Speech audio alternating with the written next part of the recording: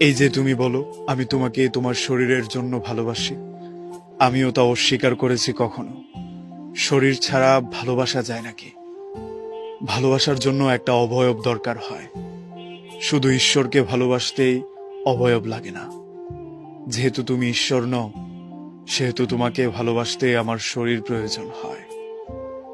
তবে আমি শরীরের জন্য ভালোবাসি না, ভালোবাসি বলেই শরীর চাই। শুধু একটা কোমল দেহ, প্রস্ফুটিত স্তন, গভীর যোনি কিংবা একটা সমস্ত শরীর প্রয়োজন হলে তোমাকেই কেন লাগবে?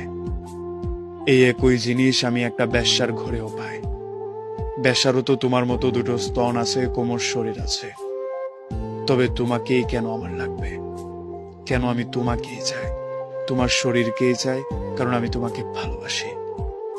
তোমার নুনের সমুদ্রে মদ পান করে আমি নেশাগ্রস্ত হতে চাই। বেশ্যার পায়েও কি কেউ চুমু খায়? বেশ্যাও কি এভাবে ভালোবাসা পায়? তুমি যতবার আমাকে ফিরিয়ে দাও, আমার মনে হয় আমি ততবারই তোমাকে ভালোবাসি। মানুষ ভালোবাসলে ধৈর্যশীল হয়ে যায়।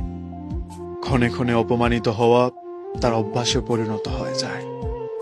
তুমি আমাকে রাস্তার মাঝখানে দাঁড় করিয়ে শাস্তি দাও, এতে আমার বিন্দু মাত্র কষ্ট হয় না। আমার এটাও মনে হয় না তুমি আমার পর কেউ।